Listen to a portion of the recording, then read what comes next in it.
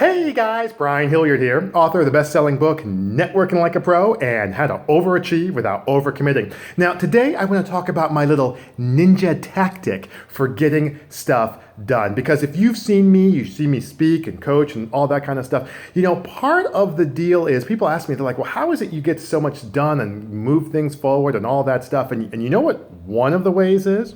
It's called momentum-based effort. All right, momentum-based effort. Now, just stick with me here for a little bit because I think it'll make a lot of sense once I explain it. Here's the deal. When I'm actually going out and doing something, all right, so let's say I've got a project or a task or something like that that I need to do. And let's say I'm working on it and, I'm just kind of in the moment and I'm in the flow and I'm in the groove and things like that. Here's what I don't do. I don't stop. People are like, well, what do you mean you don't stop?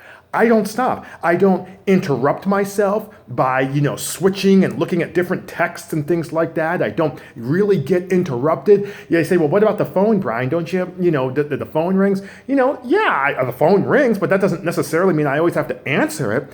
Momentum-based effort is huge because think about this in the physical world. If you're, let's just say you're pushing a rock and it's, coming down this slope or maybe even it's flat. Once you start getting that momentum, it becomes easier to push, doesn't it? Because it's moving, it's moving, it's moving, it's moving. What you don't want to do if you're pushing something is to push it and then stop. And then push it again and then stop. And then push it again and stop again. But how many times do you see people do that in their business life, especially as entrepreneurs?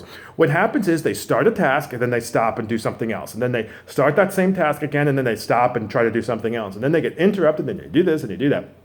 Let me tell you what. This is a perfect example, like these videos and stuff that I do and podcasts and stuff like that. You guys know, you see me do this all the time. Once I set the stage, once I kind of get myself in the frame of mind that I'm going to do a podcast or a video or whatever the case may be, I'll do like 2 or 3 of them. Bam. Why? Because I'm in the momentum of just moving it forward. It's easier for me once I've gotten set up to do the 3rd and 4th video or podcast or whatever it is than it is for me to stop, do something else, and try to do, those at another point in time. Heck, I even do that in my personal life. I don't know about you, but on the weekends, I'll get up in the morning and bam, I'll start, cleaning the kitchen. I'll start, wiping down. Sometimes I'll even start cleaning the car a little bit, start, handling some yard work or whatever. Man, let me tell you what, once I start, I don't stop until I am done with the area that I need, the project, I should probably say, that I am trying to do. What I don't do is say, oh, well, I've cleaned up half the kitchen, so let me stop and go watch basketball or play golf or something like that. Because here's the thing that I've learned, and this is a different point. One of the things that I've learned is that you will feel better having completed 100% completed 2 tasks than you will having gotten 50% on 5 tasks.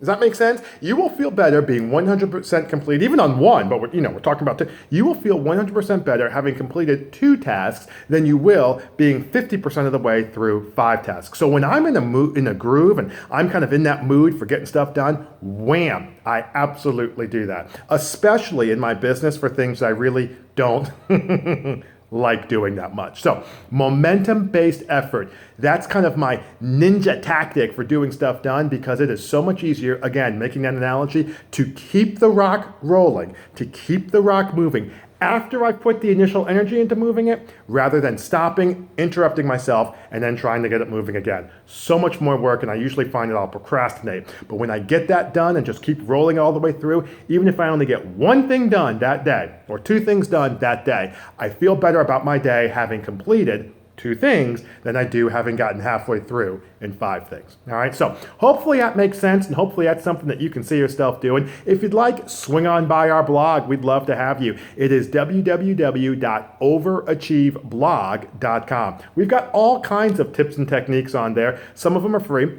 Some of them you'll have to pay for, but all of them are designed to help busy entrepreneurs get stuff done without killing themselves in the process. But in the meantime, my name is Brian Hilliard, saying so long, take care, and thank you for your time.